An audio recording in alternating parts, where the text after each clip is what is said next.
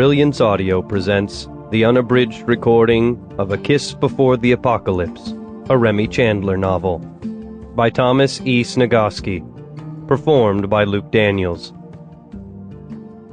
For Leanne. Chapter 1. It was an unusually warm mid-September day in Boston, the kind of day that made one forget that the oft-harsh New England winter was on its way, just waiting around the corner, licking its lips and ready to pounce. Remy Chandler sat in his car at the far end of the Sunbeam Motor Lodge parking lot, sipping his fourth cup of coffee and wishing he had a fifth. He could never have enough coffee. He loved the taste, the smell, the hot feeling as it slid down his throat first thing in the morning. Coffee was way up there on his top 10 list of favorite things. A beautiful September day made the list as well. Days like today more than proved he had made the right choice in becoming human.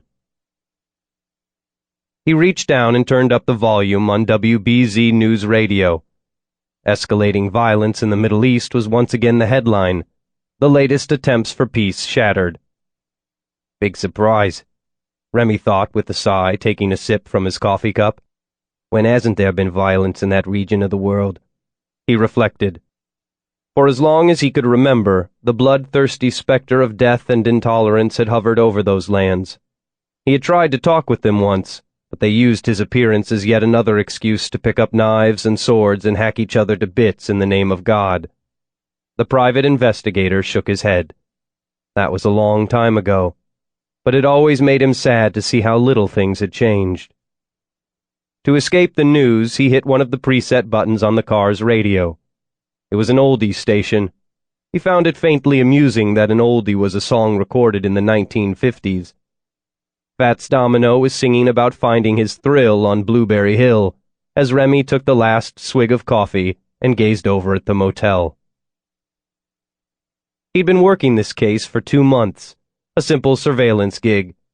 Keep an eye on Peter Montgomery, copy editor for the Bronson Liturgical Book Company, and husband suspected of infidelity.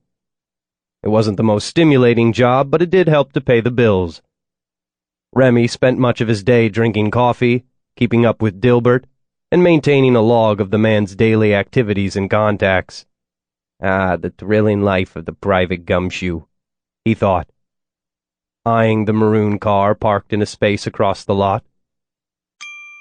Sample complete. Ready to continue?